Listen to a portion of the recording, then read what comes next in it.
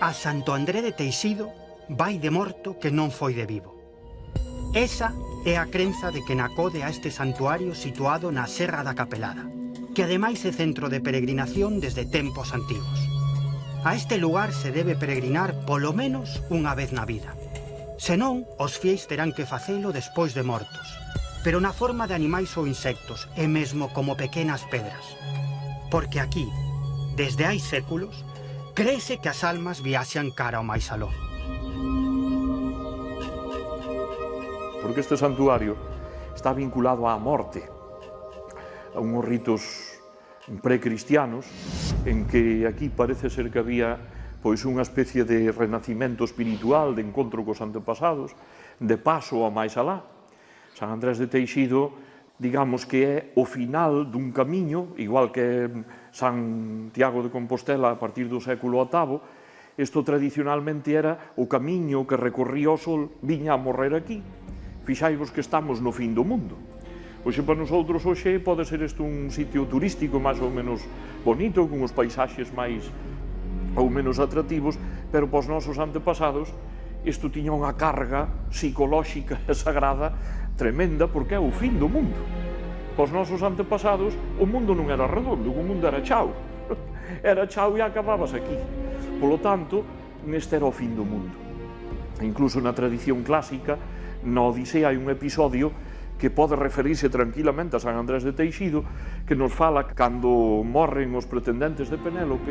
Parece ser que dice o autor que fan o viaxe do sol hasta o ocaso, embárcanse no ocaso hacia a Illa dos Mortos, que parece ser que pode ser Irlanda, porque hai unha zona de Irlanda onde hai moitos monumentos funerarios á beira do mar, e creían que era un sitio físico, evidentemente, e que era a donde peregrinaban as almas. Polo tanto, claro, a San Andrés de Teixido ven de morto que non foi de vivo. Ou morto ou vivo tes que pasar por aquí, porque esta era a frontera, onde se embarcaban as almas para o máis alá. A peregrinación a Santo André de Teixido foi instaurada a finais do século XII polos cabaleiros da Orde de Malta. Tense constancia documental desde o ano 1392, cando os monxes da Orde do Amorne mostraron unha extraña devoción por este templo e a súa contorna. Aquí veñen miles e miles de persoas, de todo o mundo. Desde América, todas as semanas ven xente da América, esta semana pasada houve xente do Canadá, xente da Argentina, xente de Estados Unidos, veñen con moita frecuencia, xente de toda Europa, incluso protestantes, xente de Escocia, que é o patrón de Escocia, San Andrés. Además, veñen aquí con moito cariño e rezan con moita devoción. No interior do templo pódense ver bonecos de cera, cos que os devotos agradecen as curacións realizadas polo santo. E tamén pequenos barcos de madeira, por aqueles que se salvaron dun naufraxio. Son testemunhas de que obrouse o milagre. Neste santuario a peregrinación cobra un sentido especial, porque di a tradición que non hai que tratar mal nin os pequenos animaliños que se atopan no camiño, nen tampouco as pedras, porque tanto os animaliños como as pedras poden conter no seu interior as almas dos defuntos ou de algún defunto que non peregrinou a San Andrés de Teixido en vida. De feito, o peregrino fará unha boa acción se recolle algunhas das pedriñas e as achega ao santuario de San Andrés de Teixido, e desta forma a alma de algún defunto que non chegou, que non peregrinou a San Andrés en vida, o fará logo de morto. San Andrés ten uns amilladoiros impresionantes, non? De feito, no meu despacho, no Concello de Narón, teño unha foto de Tom O'Neill, o director de National, sobre un amilladoiro inmenso que hai en San Andrés de Teixido, que debe ter 2 millóns de pedras. Cada pedra foi portada por un peregrino, non? Son antiquísimos, e hai moitos deles, se conservan moitos, pero tamén moitos foron desfeitos, porque a pedra se empregaba para a construcción. Un día, Martín Almagro, o anticuario perpetuo da Real Academia de Historia, un amigo meu, desplegou un mapa diante de min e dixeme: André, mira, estes son os sitios onde están os amilladoiros en toda España, e mira que marcan o Camiño de Santiago. Eso quería decir que o Camiño de Santiago era anterior ao cristianismo, non? A xente pensa que as pedras que se levan ao amilladoiro é unha forma de peregrinar. As ánimas no mundo celta poden externarse, poden meterse en casi calquera cousa, en un animal, pero tamén poden meterse nunha pedra, non? Entón, unha forma de facer a peregrinación é co difunto posto dentro da pedra. Había que leválo a escoitar misa e depois as deixaban nos amilladoiros. Outras veces a xente pensaba que non facía falta escoitar a misa, e simplemente cando xa había o mosteiro, chegaba ao amilladoiro, deixaba a pedra ali. Cando lle preguntaban por que facían isto, eles respostaban: porque o día do fin do mundo as pedras van falar de que eu estiven aquí, que fixen a peregrinación. Eso forma parte da nosa cultura galega profunda e tamén da nosa religiosidade. Estamos falando, sobre todo fixaivos, que estamos falando de miles de anos antes da chegada do cristianismo, e aquí hai o sentido da trascendencia. É dicir, o home, a muller non somos como unha vaca ou como un coche ou como un animal, senón que nos dividimos nunha realidade material e unha realidade espiritual. E esa realidade espiritual ten que facer un viaxe. Pois esa intuición había en Galicia, é unha cousa fabulosa, olle, fantástica. Estamos falando, como vos digo, pois do tempo en que aquí estaban os celtas e toda esa xente. Ainda non chegaran aquí os primeiros cristianos. Os povos do norte de Europa que chegaron a Galicia deixaron crenzas como identificación do máis aló coa illa da eterna mocidade. Estaban convencidos de que ese paraíso atopábase no extremo occidental do mundo, no Fisterra, ao noroeste da Península Ibérica, onde terminaba a terra coñecida. Ata ali viaxaban as almas dos mortos en forma de estrelas fugaces, seguindo o camiño marcado pola Vía Láctea. Toda a Europa Atlántica existen unha serie de santuarios con barcas, santos e barcos de pedra. O cristianismo os vai retomar e os vai convertir en santos, pero veñen do mundo pagano, do mundo da antigüedade, non? Que significa esta barca de pedra? Por que é de pedra a barca? A barca é de pedra porque nas mans de Deus a barca de pedra é a que mellor flota. En a antigüedade ten que ver co sol, a xente seguía o curso do sol. O curso do sol, esta terra é a vida. A vida nace, xa vamos seguindo o sol vai morrer no Atlántico, no mar. A terra está chea de vida, todo vive aquí, pero chega un momento en que a vida se interrumpe aquí. Está o mar é a morte o mesmo, non hai nada, non existe absolutamente nada. Entón, hai algo máis? Si hai, porque o sol vai ao mar, o sol é lume, non se pode mollar, ten que meterse nunha barca e o sol vai entrar por outro, vai sair outra vez, vai resucitar de novo.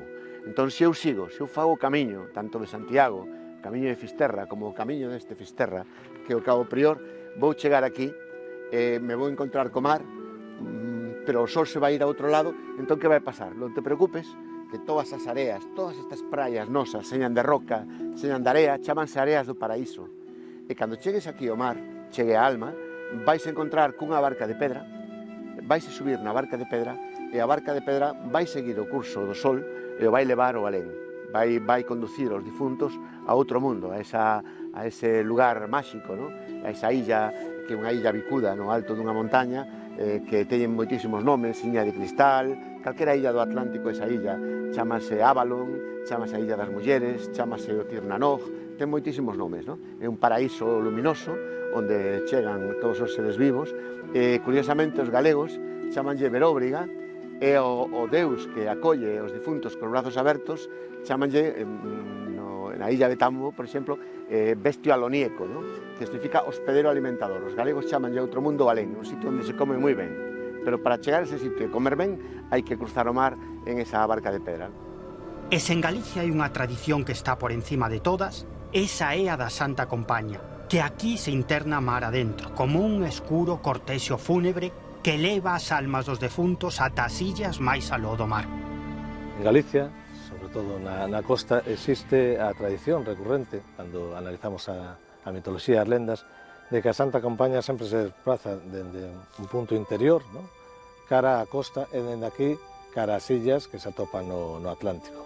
Ben sexa a illa da Toxa, a illa do Grove cando foi illa, ben sexa cara a Sons, non? Sempre según en que diferentes zonas estemos da costa, falase non dese desplazamento, desa procesión des ánimas, que a veces parte do cemiterio vello ou de algún emplazamento da parroquia, e unha vez que chega a costa, o linde co mar, dende aí parte por riba das augas cara a estas illas, non? Unha procesión normalmente en forma de luminarias, que é o que ven os mariñeiros, non? A diferencia de outras descripcións que temos da compañía, do acompañamento, no caso destas procesións na costa de almas en pena son luces que van por riba das augas e dai se desplazan ás illas. Entón, temos como esa reminiscencia, esa idea, non, de que unha vez morto, pois as almas deben peregrinar cara a unhas illas situadas no mar, como a illa como metáfora do máis alá.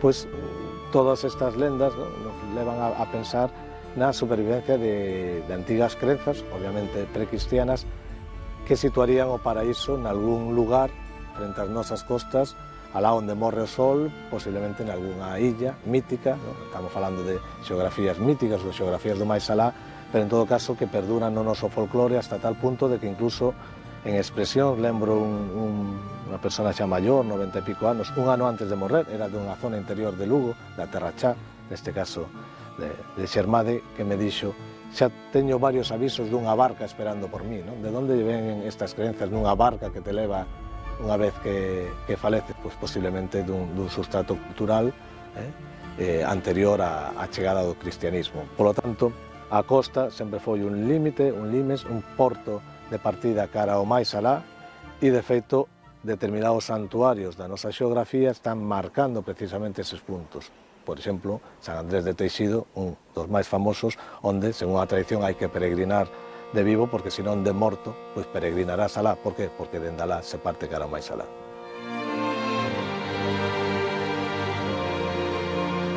No pasado, o camiño espiritual cara ao máis aló era indicado polas tumbas megalíticas. Desde Oriente Medio a Italia, Hispania, Galia, Gran Bretaña e Irlanda. Esta senda, que unía o Mediterráneo ao Atlántico, serviu para que entrasen en contacto diversos povos da antigüidade.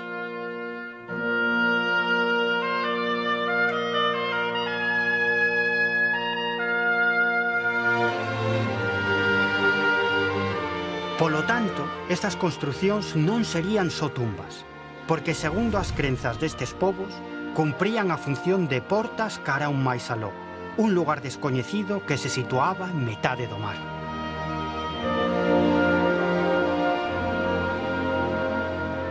Esta idea destes santuarios situados na costa, non? Marcando este limes, esta fronteira frente ao máis alá, como é San Andrés de Teixido, non é algo exclusivamente Galicia, sino que entronca todo con un contexto, un área cultural atlántico, e que nos fai retrotraernos incluso na historia ata momentos da idade do ferro, onde existen determinados asentamentos que poderían ter relación con estes lugares de porto ou de porta de acceso máis alá.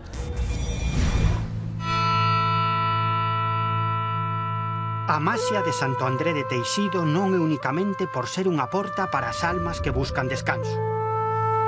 O santo tamén ten fama de sandar, de milagreiro, de curar diferentes males. Desde un tempo inmemorial aquí hai romería, hai muchísima xente. Está vinculado, xa falando da chegada das primeiras comunidades cristianas, sigue o santuario vinculado ao mundo da morte, do paso da morte á vida, da vida á morte, e iso recórdanolo, pois non hai arqueoloxía, nin hai documentación, como vos digo, pero hai un ataúd colgado, que ustedes xa grabado, aí na parede do Evanxelio da Igrexa, que nos está falando dese entronque do santuario de San Andrés de Teixido co mundo da morte, do renacimento espiritual, do encontro cos antepasados, da vinculación con eles e, sobre todo, dese paso ao máis alá que se daba aquí en San Andrés de Teixido. Ese en concreto, ese ataúd, según información reciente que tuven, é dunha neniña que estaba en peligro de morte, unha nena que tuvo unha meninxitis, e fixeron a ofrenda de que esa neniña non morría, xa lle tiñan a caixiña comprada. Se salvaba por un milagro de Dios a de San Andrés de Teixido, habíanlle traer a caixiña para aquí. E salvouse. E ainda vive. E ven todos os anos recordar que estaba cun pé aquí e outra aló. Gracias a San Andrés de Teixido, pois salvouse. Ten aí a súa caixiña. É a única que quedou.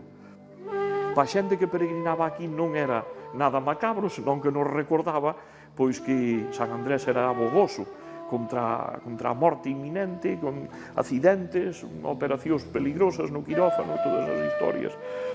E a xente sigue vindo cargar as pilas a San Andrés de Teixido. Aquí hai unhas eucaristías moi emotivas, ven xente moi enferma, tomar o santo, que hai o rito de poñer o santo, en que se dá a bendición cunha reliquia do santiño, e xente que marcha confortada. Aquí carganse as pilas. Eu moitas veces poño o exemplo do cargador, que carga, según carga o móvil, aquí vimos a cargar as pilas. De verdade, a xente sale cunha sensación favorable, contenta, marchan contentos para a casa de San Andrés de Teixido, e eu quedo moi contento tamén. As fontes que están xunto aos santuarios sempre se consideran que teñen propiedades especialmente boas ou milagrosas, precisamente pola súa cercanía a un lugar santo. No caso de San Andrés de Teixido non é unha excepción, sino que todavía ten aínda máis propiedades e máis características que segundo a día tradición. Unha delas é que é capaz de predecir se un desexo ou unha petición se vai cumprir. Para iso é necesario unha miguiña de pan e botala na fonte. Segundo, se se afunde ou se permanece na superficie, o desexo non vai ser cumprido ou sí. Outra das propiedades está relacionada con panos e curación de lugares, especialmente enfermidades de pel, como tantas e tantas outras fontes de toda Galicia. Hai que mollar o pano e pasalo pola zona afectada. Despois o rito se completa deixando secar o pano e di a tradición que cando este pano seca, a enfermidade estará curada. Aquí ven moita xente enferma. Ven moita xente pois, que ven encomendarse a San Andrés porque non lle deron solución os médicos, nin ten remedio. Eu moitas veces incluso me fan chorar porque ven a xente completamente desarmada, ven moita xente enferma de cáncer. Xente que cho dice, que cho explica, que verbalmente che dice, teño cáncer. É dicir, veño buscar remedio, veño a ver se San Andrés me dá a forza suficiente para enfrentarme ao que teño, rezamos aquí xuntos. Eu acabo chorando ás veces e vou meter aí dentro porque me afecta moito, porque todo o mundo lle temos medo a eso, é algo que nos toca a fibra, e a xente ven con unha fe tremenda. Eu cando me dicen que España é un país laico, eu ríome a carcajadas, porque isto non é un país laico, é dicir, non sei, será un ente que teñen os políticos aí montado, pero é que o galego somos, na nosa gran maioría, profundamente creyentes, e buscamos a Deus, e buscamos, sobre todo, claro, cando nos apertan o rabo máis aínda, porque é cando nos vemos realmente tal e como somos. E esa imaxe que temos de nós mesmos como superhome e a supermuller vaise toda abaixo. Naufraga. Vimos a San Andrés, igual que vimos a outras iglesias e outros santuarios, a buscar razón tamén da nosa vida estando enfermos. É dicir, a miña vida ainda así a todo ten sentido, pero veño buscar curación. É dicir, San Andrés, Señor, axúdame. Eu moitas veces rezo, sobre todo ao rito de poñer o santo coa xente, cunha fe profunda, é dicir, mira, Dios está che axudando, dunha maneira ou doutra. Porque unhas veces curamos, outras non, pero non che quepa dúda que vas levar a forza suficiente para enfrentarte a non vir de abaixo, porque iso necesitámoslo todos.